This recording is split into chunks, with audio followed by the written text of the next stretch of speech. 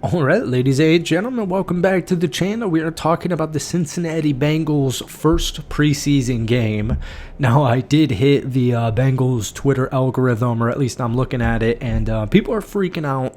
The good news is I got you covered, and we're going to talk about this. We're going to start with the positive, because there is some bad stuff, like, to be honest with you, DJ Ivy's getting absolutely picked apart right now. Shamar Stewart looks phenomenal, but let's just get through it.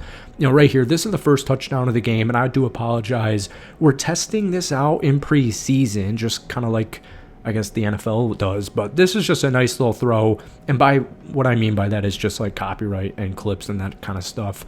Joe Burrow and the entire Cincinnati Bengals first-string offense, in my opinion, looks phenomenal, and you're going against the second team, the second string for the Philadelphia Eagles, so it's kind of expected, but that is a good tell of preseason. People always say, well, it's just preseason, and it's like, okay, Joe Burrow is one of the best quarterbacks in the NFL. What do you think he's going to do against the second string Philadelphia Eagles defense? He's going to dice them apart, and that's what he did. 9 of 10, 123 yards, 2 touchdowns, no interceptions, no sacks.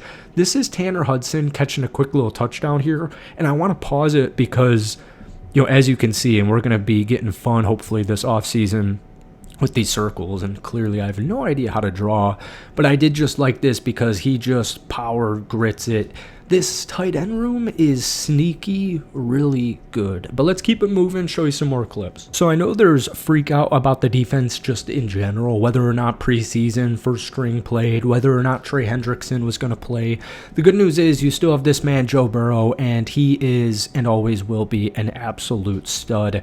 When I was watching this, because it's not on TV, I guess you can watch it on NFL Plus, which is good to know. Somehow, Jamar Chase catches this football.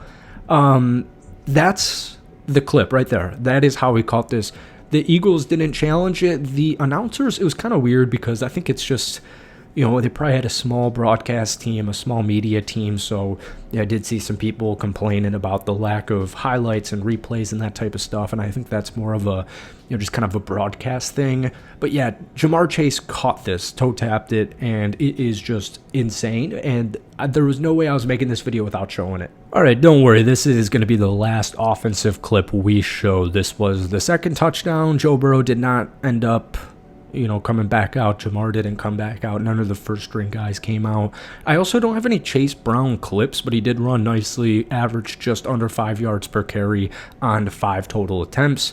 But this is a easy walk-in touchdown. Like I said, for copyright purposes, we're just kind of testing this out, but I guess, because you can't show NFL clips, but yeah, that's an easy touchdown, and let's get into some defense, because that is where it gets fun, in my opinion, but maybe some fans would say differently. Alright guys, this is actually Shamar Stewart's first NFL preseason tackle. It's going to be a tackle for loss here. Now, Harold Cross III is going to blow this play up almost immediately, and then Shamar is going to come in for cleanups. But even just look at this right tackle that he's going against. I get it. It's the backups. It's the second string. I mean, he's just so late. There's no stopping Shamar, and he cleans this up relatively easily. Now, I do kind of apologize really quickly because, like I said, we're trying this style of video. I've already made this clip before, but it got lost somewhere in the ether, so that's just all perfect and well. But what I believe I was saying, and I'm really trying to look for this Barrett Carter sack because that was awesome. Trey Hendrickson is not on the field, right? Dax is not on the hill. Dax Hill is not on the field. Cam Taylor-Britt is not on the field. But specifically with this defensive line, when you're missing your best player, it's not going to be perfect. And I get it that you're going up against this Philadelphia quarterback who's a backup, and you're going against these second stringers. But it's just this whole annoying thing with preseason where it's like you can't win, where it's like if they're going up against first stringers or whatever, oh, well, it's just preseason. And then if the defense looks bad, it's like, well, they're getting chopped up against, the second string. What the heck is going on? Folks, I really like so many of these guys, and you can kind of see, like, if you watch this game, Demetrius Knight, Barrett Carter, Brian making plays, Oren Burks making plays. Guys were still making plays, and specifically when we talk about these defensive edge rushers like Myles Murphy, or, oh, he didn't have a sack, I'm really disappointed. Shamar Stewart's a really perfect example of sacks don't mean Jack Diddley. They're not really representations of a player's talent.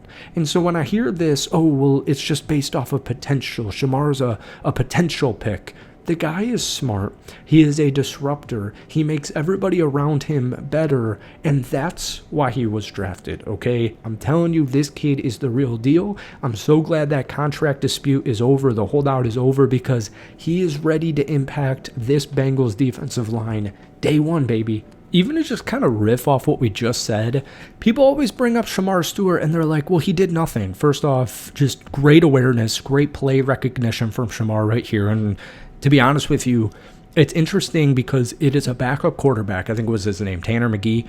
The thing about going against mobile backup quarterbacks in preseason is the players on the defensive line don't care, and they're not obviously scheming for a mobile quarterback. And this should have been, or it could have been, an interception, but you get what I'm saying, where it's like these guys are trying to disrupt the offensive line and hit the quarterback or stop the runner. So people were freaking out that this team is getting diced up by a second-year quarterback. Well, the thing is, he's mobile and it's preseason, and these guys aren't, like, you're not scheming to, take down Philly's weaknesses and all this. You know what I mean? It's just preseason, and I get it. I'm up here hyping up a quarterback, but he is forcing Tanner to almost pretty much throw that interception. And, I just kind of go back to what I was saying. He almost tips this.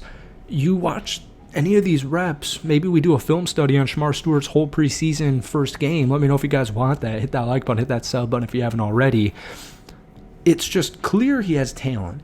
And what I was kind of riffing off, and I ended up not making my point, is people say, oh, he had 1.5 sacks. He had 5 career sacks at Texas A&M. Folks, when you go back and you watch those games, you watch those tapes, he makes every other player on that D-line and his linebackers and his cornerbacks, he makes them better.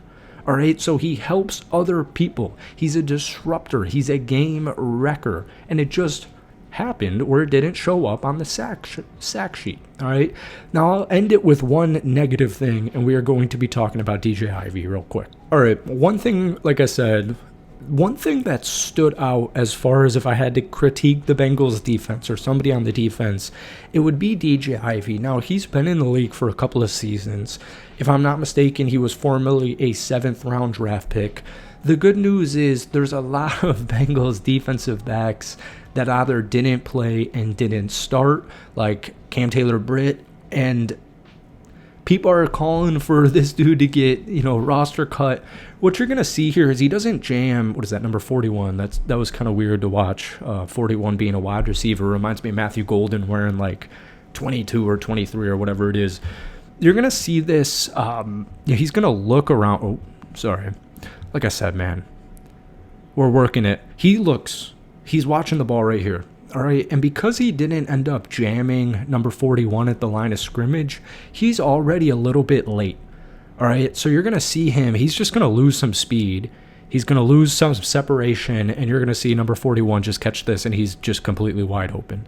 So if he's pressing right here, then he looks back, well, then it's a little bit better. But when we get here and he's wide open, that's more where you're looking for a guy like DJ Ivey to watch the wide receiver's hands and try and time it that way, as opposed to looking back at the football and trying to time it perfectly.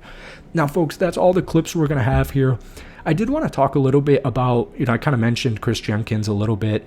I even wanted to talk a little bit of Myles Murphy because he had a couple of tackles.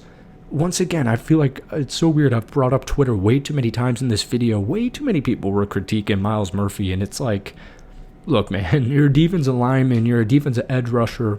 You're not going to get a sack every play. You're not going to hit the quarterback every play. You're not going to tackle for loss every single play. So We'll make another Bengals video, I'm sure, by the time your next preseason game comes, but I would love to hear what you guys have to say. I do want to go back and watch a little bit more of Barrett Carter and Demetrius Knight Jr. because Barrett ultimately had a sack. And yeah, thank you so much for watching. Hit that like button, hit that sub button, and we'll see you soon. Peace.